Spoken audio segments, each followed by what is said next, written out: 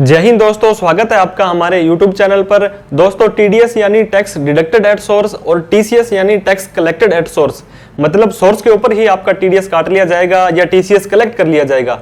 तो ये TDS क्या होता है? इनकम टैक्स डिपार्टमेंट के द्वारा बनाया गया एक ऐसा मैकेनिज्म, ऐसा टूल है जो इनकम टैक्स की चोरी को रोकने के लिए बहुत ही हेल्पफुल है। तो कब कब आपका TDS कटता है, कितनी अमाउंट के बाद आपका TDS कटना है, कितने % पर कटता है, और इसके साथ में ही क्या कटा हुआ TDS आप वापस ले सकते हैं, और भी बहुत सारे क्वेश्चंस हैं आपके इस वीडियो के अंदर क्लियर होने वाले हैं। तो देर ना करते हुए चलिए दोस्तों वीडियो को स्टार्ट करते हैं।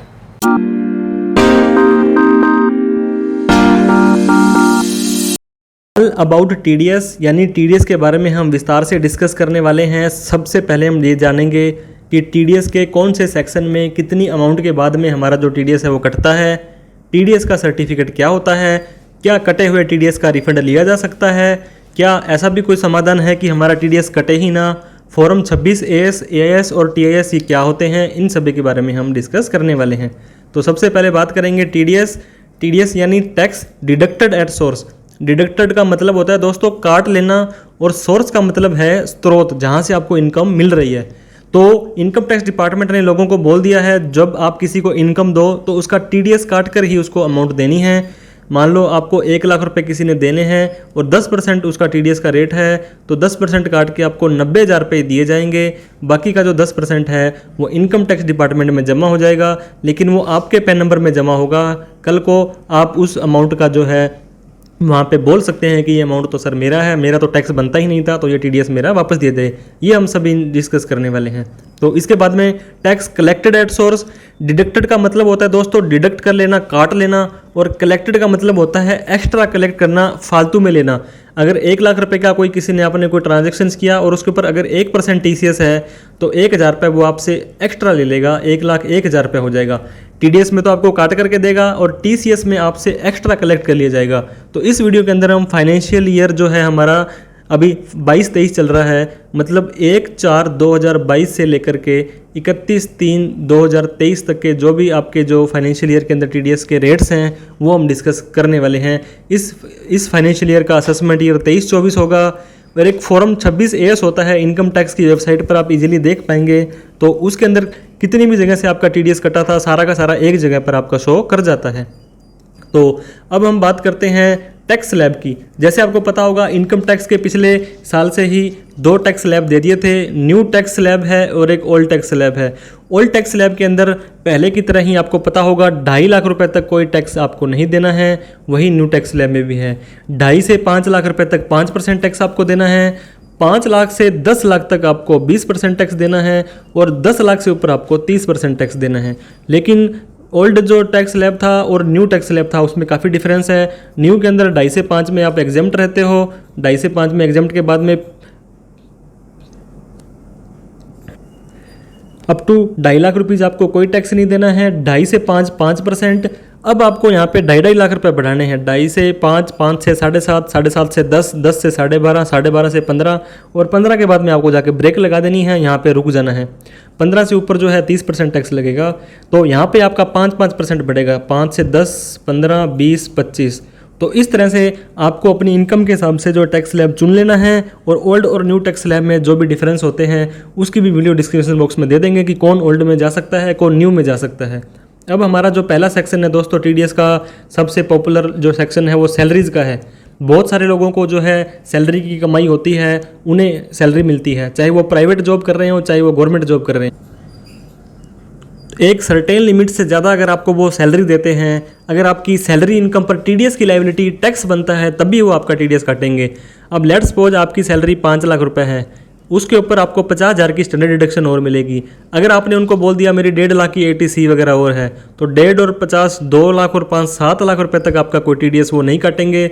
लेकिन बाकी अगर वो बाकी एम्प्लॉयज़ की वो अगर आप भर रहे हैं तो TDS की रिटर्न आपकी भी जाएगी। अगर आपका पैन नंबर वहाँ पे दिया हुआ है तो ये बट ऑब्वियस सी बात है इनकम टैक्स डिपार्टमेंट में ये शो कर जाएगी। 26 AS में AIS TS में ये डाटा जो है आपका शो कर जाएगा।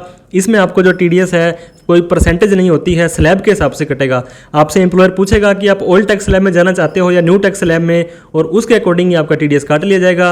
आपके पास पैन नंबर नहीं है तो 30% TDS आपका काट लिया जाएगा। इसके बाद में सेक्शन 192A, ये pre mature withdrawal from employ provident fund. EPF account में आपने इन्वेस्टमेंट किया हुआ है और मैच्योरिटी से पहले ही पैसा निकाल लेते हो 50,000 से ज़्यादा, तो 10% आपका टीडीएस कट जाएगा, और पैन नंबर नहीं है तो 20% टीडीएस आपका काट लिया जाएगा। सेक्शन 194 193 है 193 इंटरेस्ट ऑन सिक्योरिटीज़। किसी सिक्योरिटी के ऊपर आपको ब्याज मिलता है दोस्तों, तो 2500 रुपये तक तो कोई टीडीएस नहीं कटेगा, उसके बाद में 10% टीडीएस कट जाएगा। बहुत सारे लोगों का ये भी कन्फ्यूजन रहता है कि सर 2500 रुपये निकलने के बाद में क्या ऊपर वाली अमाउंट पर कटेगा या पूरी अमाउंट पर कटेगा। 2500 के बाद अगर आपको 3,000 रुपये इंटरेस्ट मिलता है तो पूरी की पूरी अमाउंट का टीडीएस कटेगा, 3,000 का 10% 300 रुपये आपका टीडीएस है कट जाएगा। सेक्शन 194 194 डिविडेंड मिलता है। अगर आपको किसी कंपनी से शेयर मार्केट के अंदर आप इन्वेस्ट करते हो तो डिविडेंड अगर आपका 5,000 रुपये से ऊपर है तो 10% टीडीएस आपका काट लिया जाएगा, बाकी का 90% है आपको मिल जाएगा। अगर आपका पैन नंबर नहीं है तो 20% टीडीएस आपका काट लिया जाएगा। अगर डिविडेंड का दोस्तों कई बार 5,000 रुपये से कम होती है फिर भी अमाउंट ऑनलाइन शो हो जाती है। टीडीएस काटने का मतलब क्या है कि इनकम टैक्स डिपार्टमेंट को पता चल जाए कि आपकी इस साल में इतनी इनकम है, लेकिन कई लोग क्या होते हैं उस लिमिट से कम होती है फिर भी आपका अमाउंट है वो शो कर देते हैं। इसके बाद में आपका सेक्शन 194 है, ये भी काफ़ी इंपॉर्टेंट सेक्शन है। बहुत सारे लोगों का बैंक में एफडी होती है या किसी और को ब्याज पर पैसा दिया जाता है, और सामने वाला व्यक्ति अगर टीडीएस काटने की रिस्पॉन्सिबिलिटी है तो वो आपका टीडीएस काटेगा।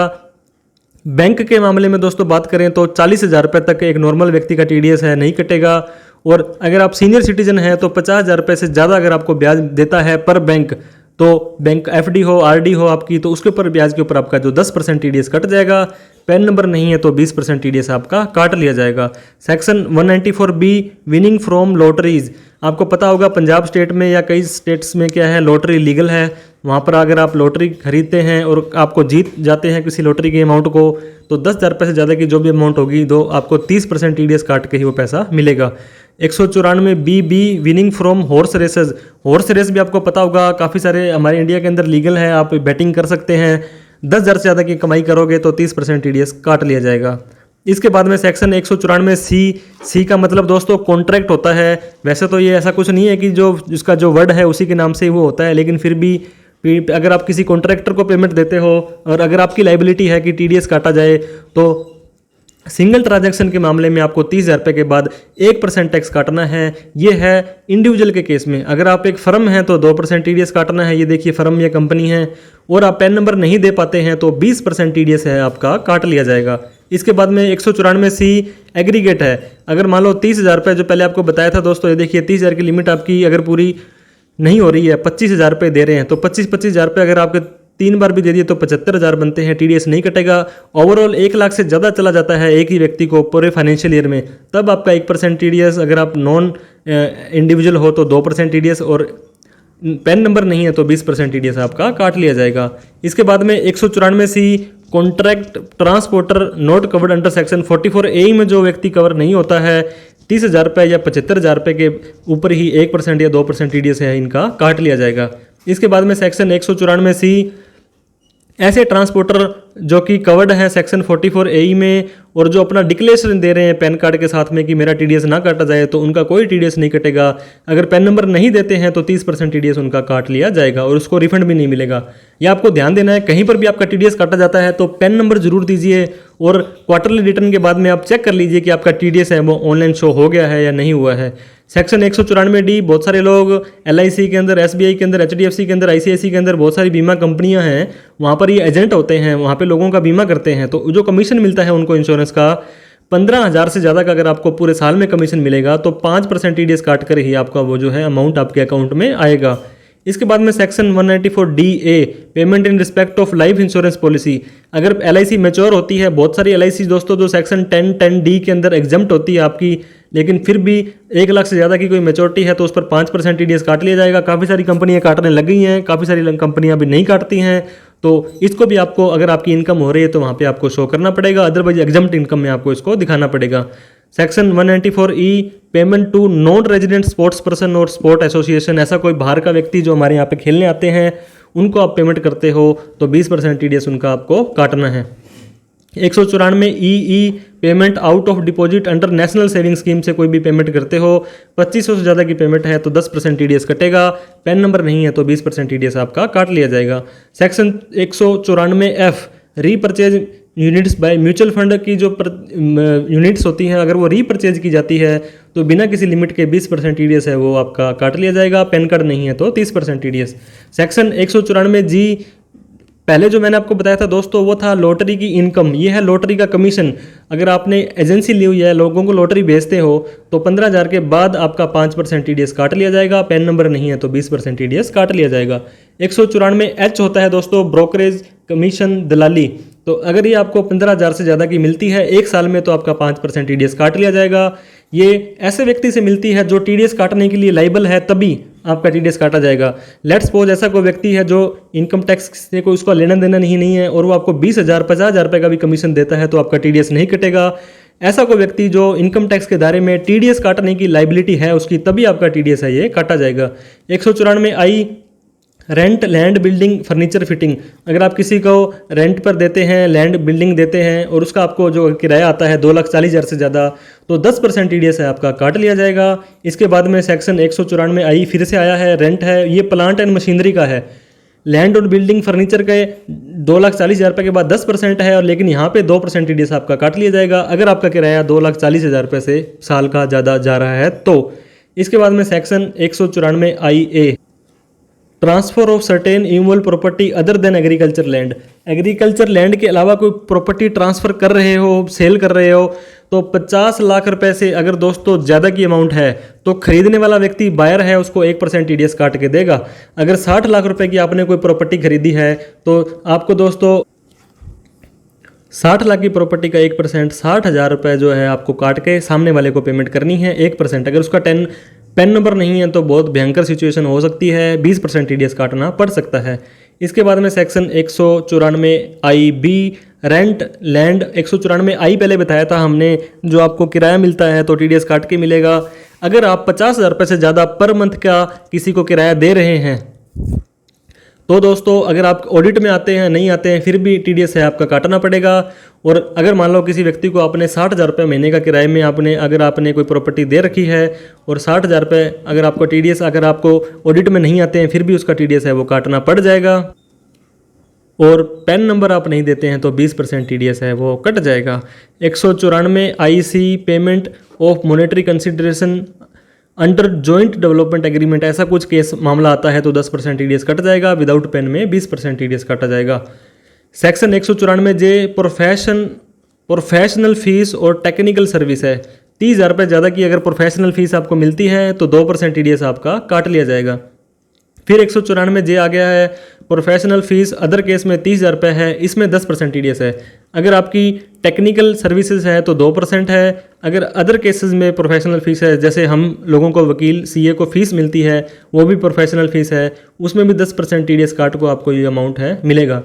इसके बाद में दोस्तों 194 के payment of any income in respect of unit of mutual fund as पर सेक्शन 1023D 10% टीडीएस आपका काट लिया जाएगा। Section 194LA TDS on compensation for compulsory acquisition of immovable property. अगर आपकी प्रॉपर्टी कंपोजिशन उसमें कंपलसरी एक्विजिशन है, एक्वायर कर ली जाती है तो 2.5 लाख से ज़्यादा की अमाउंट है तो 10% टीडीएस आपका काट लिया जाएगा। सेक्शन 194LB1 कहता है business trust shall deduct TDS while distributing any interest received और receivable by a special purpose vehicle. SPV है, ये ज़्यादा लोगों के काम का नहीं है, इसमें 10% टीडीएस आपका काट लिया जाएगा।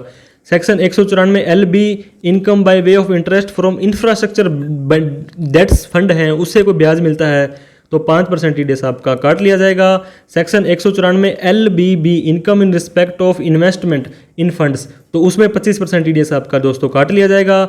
Section 194LBC income in respect of investment made in securitisation trust है तो 25% टीडीएस आपका काट लिया जाएगा। Section 194LC income by way of investment by an Indian specified company to a non resident है, इसमें 5% टीडीएस काट लिया जाएगा।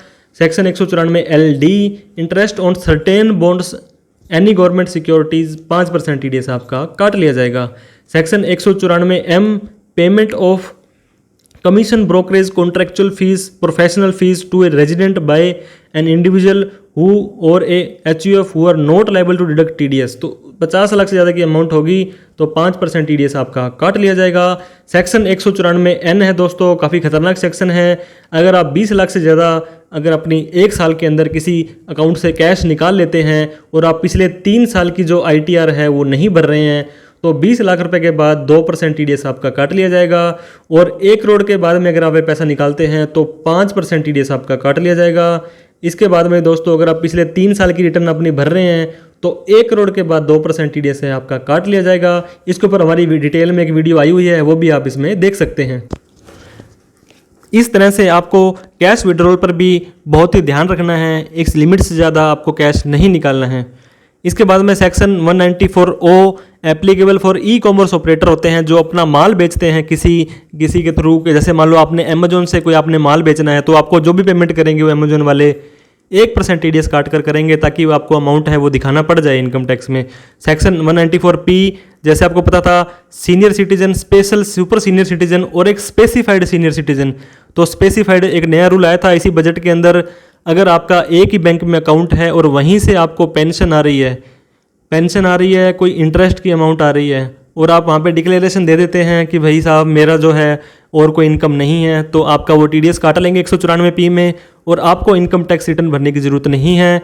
75 साल या आपकी इससे ज़्यादा उम्र है तब आपके लिए ये रूल है जो एप्लीकेबल होता है। सेक्शन 194Q, अगर आप परचेज ऑफ गुड्स करते हैं, कहीं से माल खरीदते हैं एक लिमिट से ज़्यादा, तो 0.1% आपका TDS है वो काट लिया जाएगा। सेक्शन 194R अभी रिसेंट में आया था, deduction of tax on payment to perquisite वगैरह। आपको कोई बेनिफिट मिलते हैं दोस्तों, कोई कंपनियां अपना प्रमोशन करती हैं, जैसे डॉक्टर्स को MRs वगैरह दे के जाते हैं, 20,000 रुपये से ज़्यादा का कोई अमाउंट मिलता है तो 10% TDS कटेगा, आपको इनकम में ये दिखाना पड़ जाएगा। मान लो 50,000 रुपये का कोई आपको गिफ्ट दे दिया किसी ने, तो आपको 50,000 रुपये इनकम में दिखाना पड़ जाएगा, क्योंकि आपका TDS वहाँ पे कट चुका है।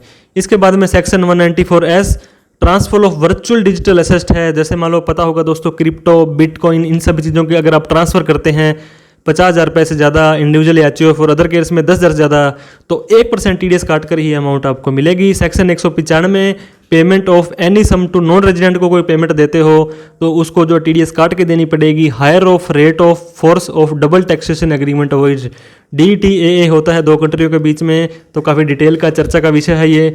आप ये मान लीजिए कि उसका भी TDS काटा जाएगा। इसके बाद में section 196B income from units, 10% TDS है इसमें काट लिया जाएगा। Section 196C income from foreign currency bond और GDR ग्लोबल डिपॉजिटरी रिसीट होते हैं दोस्तों, ये including long term capital gain transfer of such bonds, तो ये डिविडेंड नहीं है, तो 10% TDS इसमें काट लिया जाएगा। Section 196C income of FIIS from securities, 20% TDS काट लिया जाएगा। अब हम बात करते हैं ये सारे के सारे TDS काटने के बाद जो व्यक्ति TDS काटेगा वो एक सर्टिफिकेट इशू करेगा कि भाई साहब मैंने आपका इतना जो TDS है वो काटा है, आप देख सकते हैं इतनी अमाउंट थी। अगर 16 नंबर फॉर्म, अगर आपको सैलरी का TDS कटा है तो फॉर्म 16 मिलेगा आपको। सैलरी के अलावा काफ़ी सारे केसेस में जो है फॉर्म 16A मिलता है आपको, और भी अलग अलग इसके जो फॉर्म हैं वो हो सकते हैं। इसके अंदर होगा कि आपको कितना अमाउंट मिला है, कितना आपका TDS काटा गया है, इन सभी की डिटेल आपको वहाँ पे होगी। ये TDS काटने वाले की रिस्पॉन्सिबिलिटी है कि TDS काटने के बाद कुछ ही समय में वो TDS का सर्टिफिकेट है वो आपको जारी करके दे। इसके बाद में TDS से कैसे बच सकते हैं, बहुत सारे लोगों का ये कन्फ्यूजन होता है कि सर मैं TDS कटवाना नहीं चाहता क्योंकि मेरी तो इतनी इनकम ही नहीं है कि भाई मैं पहले TDS कटवाऊँ बाद में उसको रिफंड लूँ। तो अगर आप सैलरी के केस में हैं, अगर आपकी सैलरी इनकम आ रही है तो आपके एम्प्लॉयर द्वारा हर साल आपसे पूछा जाता है कि आपकी कोई डिडक्शंस हैं, कोई आप छूट लेना चाहते हैं, कोई इन्वेस्टमेंट है तो आप हमें बता दीजिए। जैसे मैंने बताया था 5 लाख की सैलरी है, 50,000 रुपये स्टैंडर्ड डिडक्शन है, 1.5 लाख की अगर आप और छूट उनको बता देते हो कि मेरी है तो 7 लाख रुपये तक कोई TDS आपका नहीं काटा जाएगा। इसके अलावा बिना सैलरी के केस में अगर मान लो दोस्तों आपकी इनकम मिनिमम एग्जम्पशंस लिमिट जो 2.5 लाख रुपये है, 3 लाख रुपये है या 5 लाख रुपये है, इनसे अगर आपकी कम है तो आप फॉर्म 15G या 15H उस व्यक्ति को दे सकते हैं कि कृपया मेरा TDS ना काटा जाए क्योंकि मेरी इनकम कम है। अब बहुत सारे लोग इसमें कन्फ्यूजन होते हैं कि सर मेरी इनकम तो 5 लाख से कम है, मेरा टैक्स नहीं लगेगा, तो मैं भी क्या 15GH दे सकता हूँ। दोस्तों आप नहीं दे सकते हैं। एज पर रूल जो 2.5 लाख रुपये से अगर आपकी इनकम कम है और 60 साल से ऊपर 3 लाख रुपये, 80 साल से ऊपर 5 लाख है, तभी आप ये फॉर्म दे सकते हैं। अदरवाइज आपको रिटर्न भरने की रिस्पॉन्सिबिलिटी आ जाती है। फॉर्म 15G 60 साल से कम के व्यक्तियों के लिए, 15H 60 साल से ज़्यादा वाले व्यक्तियों के लिए। ये फॉर्म आप उस व्यक्ति को दे सकते हैं कि सर मेरा TDS है जो ना काटा जाए क्योंकि मेरी इनकम 2.5 लाख से कम है, मुझे रिटर्न ही नहीं भरनी है, तो मेरा TDS ना काटा जाए।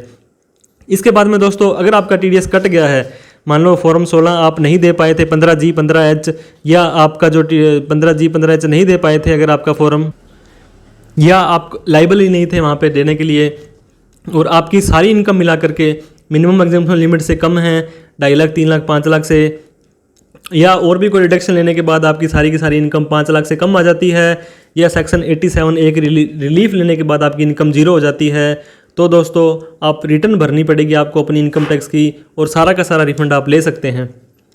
बहुत सारे मामले में क्या होता है, सैलरी एम्प्लॉयड है, कर्मचारी आदमी है, उनका जितना टैक्स बनता था वो उनके एम्प्लॉयर ने काट लिया है TDS। अब ये लोग पूछते हैं कि सर मेरा कितना रिफंड आ जाएगा, मैं कैसे रिफंड ले सकता हूँ। ये बिल्कुल ही गलत अवधारणा चल रही है, क्योंकि आपका जितना टैक्स बनता था वो डिपार्टमेंट ने काटा है, आपका गलत नहीं है वो, लेकिन फिर भी पता नहीं क्यों कुछ लोग चाहते हैं कि ये मेरा सारा का सारा कटा हुआ TDS वापस आ जाए। अगर आपके पास जेन्युइन सोर्सेज हैं, डिडक्शंस हैं, एक्स्ट्रा चीज़ें हैं, तब आप इसका रिफंड ले सकते हैं, वो भी जितना बनता है। अदरवाइज डिपार्टमेंट कभी भी आपसे जो है एक्स्ट्रा इन्फॉर्मेशन मांग सकता है। अब हम बात करते हैं, अगर आपकी इनकम 5 लाख से कम आ जाती है, सेक्शन 87A का अगर आप बेनिफिट ले सकते हैं, तो उसके बाद में आप सारा का सारा अमाउंट है वो रिफंड ले सकते हैं। इसके साथ में दोस्तों फॉर्म 26AS 26AS मैंने आपको बताया था, आप इनकम टैक्स के पोर्टल पर खुद देख सकते हैं। कैसे देख सकते हैं उसकी वीडियो भी मैंने डिस्क्रिप्शन बॉक्स में लिंक दे दिया है। सारा का सारा TDS TCS 10 लोगों ने काटा है तो आपका एक जगह पे शो हो जाएगा। आपने खुद का कोई टैक्स भरा था, कोई एडवांस टैक्स भरा था, और ये आप चेक कर सकते हैं इनकम टैक्स के पोर्टल पर। अब तो आपको 26AS के साथ में AIS और TIS है, ये भी देखना पड़ जाएगा। इसके अंदर भी दोस्तों 64-65 तरह की ऐसी ट्रांजैक्शन थी, 66 तरह की, जो कि इनकम टैक्स में अब शो हो जाती है।